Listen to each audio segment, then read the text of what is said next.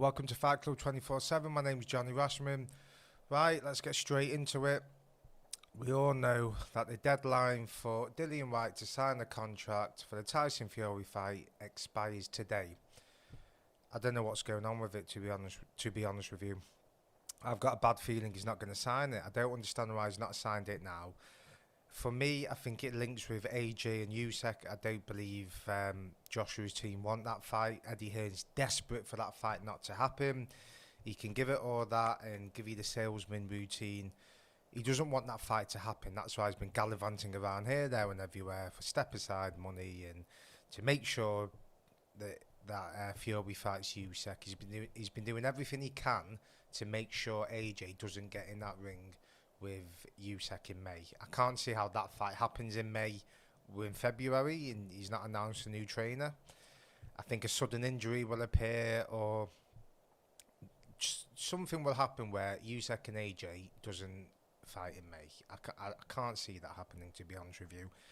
Dillian Whyte, the only thing I can think of why he won't sign his contract is if there's another play in town. There's been rumours that Eddie Hearn's trying to maybe get an AJ fight sorted out in the Middle East. Again, he's desperate to do everything he can to go to the Middle East and get a fight. They must be sick of Eddie Hearn. I mean, how many fights has he tried to negotiate that's fallen through? Apart from Ruiz, AJ, every fight's in the Middle East, isn't it? What's going to happen? I think Whyte will sign it. I think he'll wait till literally 11:59 p.m. He'll think it's clever and it's a smart move and it's mind games. For me, it doesn't work. He's lost a bit of credibility. He's lost all credibility, to be honest with you. He's been shouting his mouth off for 2 years now, right? Shouting it off for every opportunity. And now he's been given a fight for 6 million plus a 3 million win bonus. Biggest purse he's ever had in his life, right? We can all talk about splits and percentages, and yes, he has been done over by the WBC. Per the WBC rules, an interim champion is entitled to 45% of the split, or 40%, one of those two. Also with a mandatory challenger, I believe I think it's 70-30. And the 80-20 split doesn't exist. It's just been made up, to be honest with you. So he has been done over, but it is where it is. That's what's happened. He's been offered 6 million. Just take the fucking fight. I don't understand it. I don't understand I don't understand who's advising him. You've got Eddie Hearn saying he's part of it, and we've heard Ben Shalom was advising him for the purse bid. So what's going on? Does he want to stay on Sky? Does he want to go into DAZN?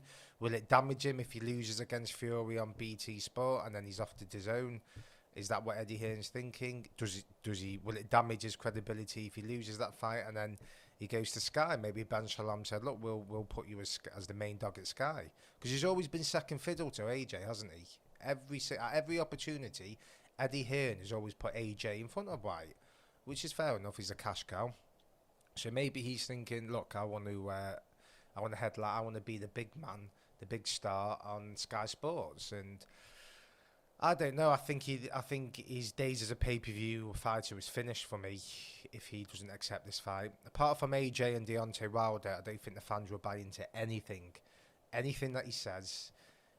Do we want to see a Derek Chisora fight? Absolutely not. I don't want to see that again. I mean, he'd just be scraping the barrel, wouldn't it, if that happened again? Where does he go? He has to sign this contract. He has to sign this contract, and I can't see a world where he doesn't. I think Eddie Hearn or whoever's advising him has just said, just play mind games, these silly, stupid mind games he thinks it is, and just sign the contract at the last available minute, literally the second, which we'll probably do. If he doesn't, he's finished for me, Dillian Whyte. As credibility goes, he's finished. In the UK market, he is finished, right? As I say, apart from a Deontay Wilder or an Anthony Joshua fight, he's absolutely done on pay-per-view. No, we won't buy into it anymore, because you can't keep going around saying you're this, you're that. You want to fight everyone. You've been waiting for your opportunity. You've been, how many days was a mandatory? 1,000 days or whatever it was. And then you've been given the fight for treble the purse that you've ever had in a stadium against a British fighter, and you've not signed the contract.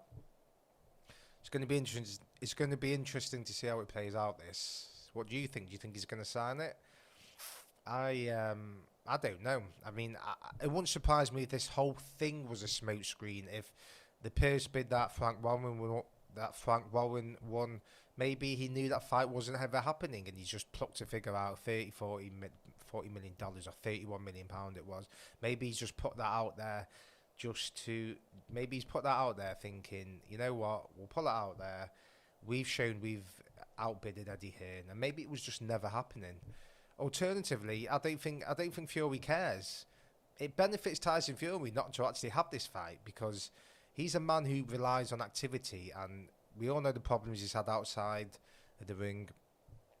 And just when he was getting some activity with Deontay Wilder, he had the rematch, and you thinking he's going to go on from there. Then COVID hit, and then the arbitration, and he hadn't fought again for another year and a bit.